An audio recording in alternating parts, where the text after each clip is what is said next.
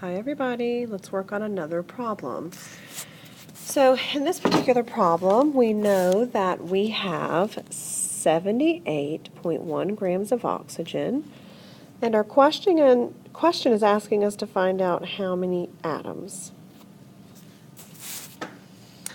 Alright, so I'm going to go ahead and pull what we are trying to compare, and we're trying to compare grams and atoms.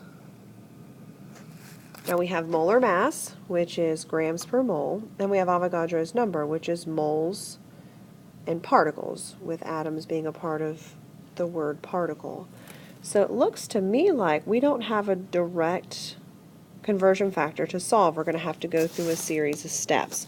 So it looks like we're going to end up going from grams to moles, oops, and from moles to atoms, with our first step being molar mass, and our, oh my goodness, this thing has got a little crazy mind of its own. And our second step using Avogadro's number.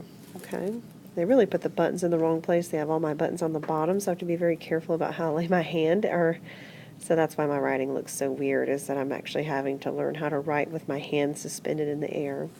Just a little hiccup on the program's part.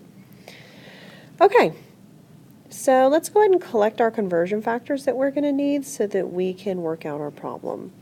Now we have, let's see, we got oxygen, and we know the formula for oxygen is O2.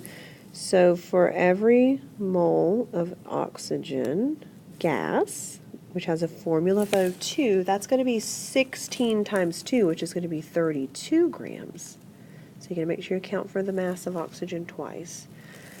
And then for every mole of anything, whether it's an atom, whether it's a formula unit, whether it's a molecule, we'll have 6.02 times 10 to the 23 of those particles. So we're ready to get started, okay? So since we're starting in grams, you see, and then also remember, I collected all of this information so that I can have it right there to know how to set up my problem and solve. I think it's very important that you work through this process that I am. I think it really helps you be more prepared for getting your problem set up to solve, okay? So we're in grams of oxygen, and I know that I'm going to have to go from grams to moles first, which means I'm going to use my first conversion factor. I want to move away from grams, so I'm going to put 32.00 on the bottom and 1 mole on top. And I can go ahead and cancel out grams right here.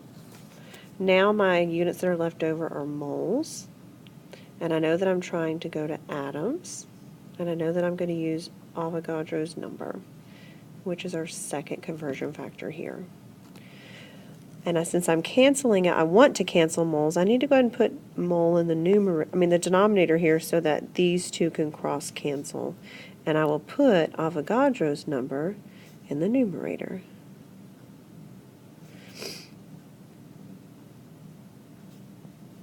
So now I can cancel moles, and I'm ready to run through my calculation. So listen to how I talk about it. So I'm going to take, just to make things convenient and easy for you, you just follow right along, 78.1, and I'm going to divide that by 32, because that's what it's asking me to do, and then I'm going to multiply by 6.02 times 10 to the 23, and I get 1.469 and several other numbers times 10 to the 24. So we know atoms will carry over, and we know that we're dealing with oxygen, and I need 3 significant figures based on my given, so I'm going to say 1.47 times 10 to the 24. And since I'm moving to atoms, I know that my number in the end will be very large, and it is, so that's a check mark.